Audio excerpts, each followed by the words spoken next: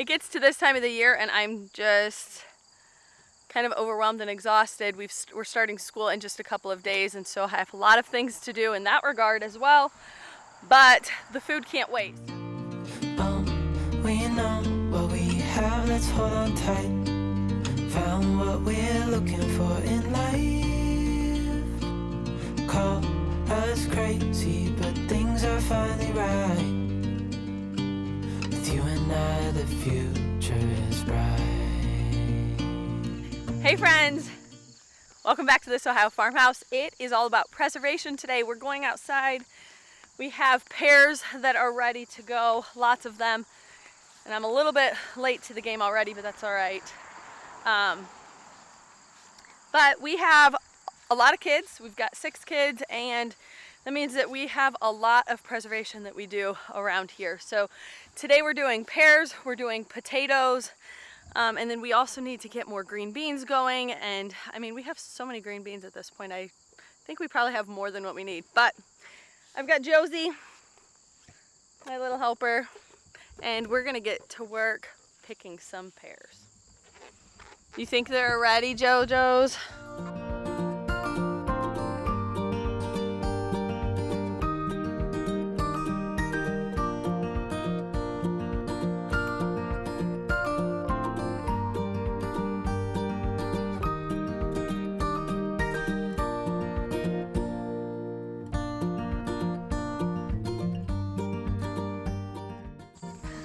Where are you, Josie? Up here. Is that where all the good ones are? As you can see, they are pretty well loaded. This is like an Asian pear tree. And then we also have more of like a Bartlett pear that is growing, but I don't think that those are completely ripe yet. So we're gonna be picking the Asian pears. The kids really like it when we dehydrate those. So we're gonna get a bunch into the dehydrator. Josie, look, here's the butterfly. We saw a butterfly a little bit ago. I might have to lift you up, hold on. Those really pretty black and blue ones. Oh!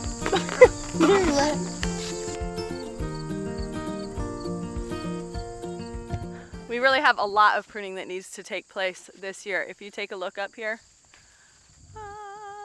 there are lots of shoots that are just going straight up. It almost seems like that tree got missed this year because some of the others are looking much better. So this one in particular, look at this.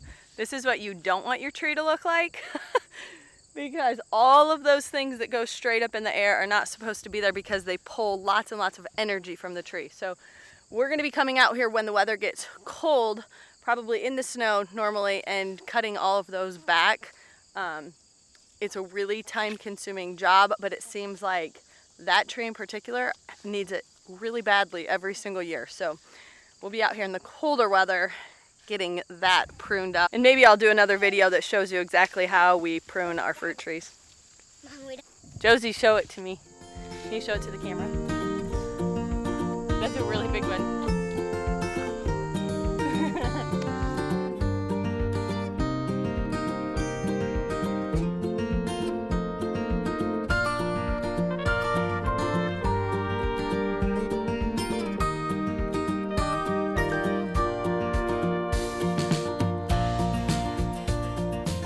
For some reason, the pear trees really perform much more consistently than the apple trees do out here.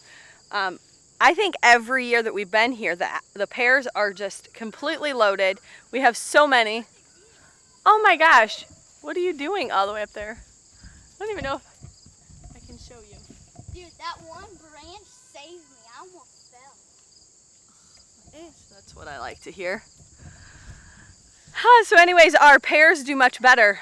The apples seems like inconsistent, that it's not every single year that we're getting a really good harvest off of them, but the pears are, I mean, every year there are so many on here. And so we're gonna take what we need, and then my sister and brother-in-law are gonna take a bunch as well for their house. So we only got like, I don't even know, maybe 1/5 of a tree done. Our basket is completely full. I'm gonna take these inside, throw them in the dehydrator, and then we'll come back out later and pick some more. They don't really all have to be picked at the exact same time.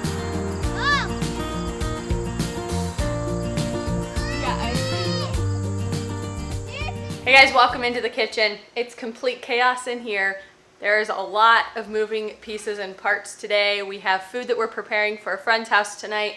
We're canning potatoes and preserving pears. We have green beans and all kinds of things that are just happening simultaneously. So I'm just throwing some pears onto the dehydrator, and then I'm gonna go outside with Josie. We're gonna go pick some more pears and get these going because they take a long time. So I'm just working on cutting the centers out of these tomatoes. Our tomatoes are coming on much slower than I would like them to, and so rather than doing lots of little batches here and there, I like to just throw them into the freezer. I just cut the center out of them like this and then throw them into a freezer bag, pop them in the freezer, and then when I have enough, I'm gonna put those into a roaster pan and actually start cooking them down. But until I have enough, it really is kind of a waste of my time. So I'm just getting those ready to go into the freezer. It's wobbly. Can you tie it? Okay, you have to hold it while I tie that. What are you doing with this giant water balloon? Putting it on the trampoline Oh my gosh. and bouncing with it. Creative. Yeah, You're gonna go too? Let's go! Okay. We've got almost 2 full bags, so I'll get those thrown into the freezer. And then I have a handful that aren't fully ripe, but we have something that's getting into the garden and eating them, which is really great. So we're having to pick them a little bit sooner, which is fine. They will ripen, so I'm gonna go throw those on my shelves in the window so that they actually can finish ripening, and then we'll add those to the collection. Don't mind all the flies and the gnats. You can probably see them in the video. It's kind of inevitable this time of year. Actually, look at this little creation. I'm not here. Yeah, you are.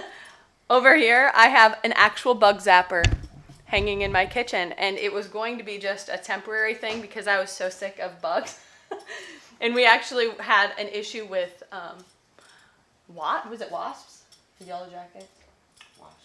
Okay, so we had an issue with wasps in the house, and I was like, I've had enough. And so I ordered an indoor bug zapper, and it got rid of so many bugs that I've just left it there for the whole summer. That's kind of been helping, but now that we're in like full harvest mode,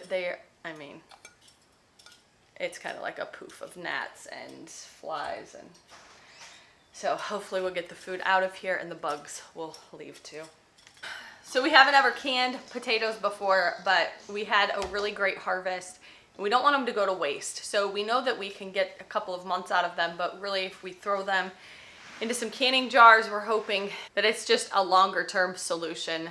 So Ben is peeling and chopping up potatoes and questioning if it's worth all of his time and energy because potatoes are really not all that expensive. But really, I think that the bigger issue is if potatoes are going to even be available. So not whether we can just stop and pick up a couple dollar bag of potatoes, but they might not be available. So we're gonna store all of these up. I wish I would have weighed the potatoes. That would have been a really brilliant idea because I just wanted to know how much we produce and what it compares from year to year, just the different methods and the things that we're doing. So should have weighed them, but a little late for that. So we're gonna peel and chop and get these canned.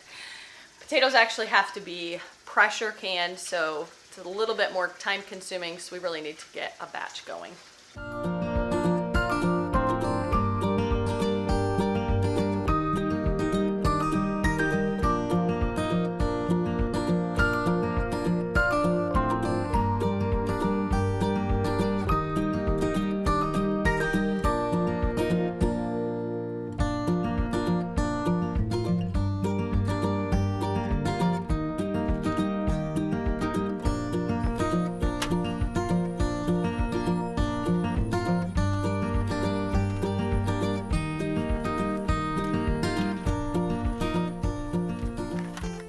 When we get together with this group of friends, we have quite the group because they're also big families. And so one of the families also has 6 kids like us, and the other one has 7, and they're 8th on the way. And so it's a big crowd, but we have tons of fun, and it's always exciting to get together with them.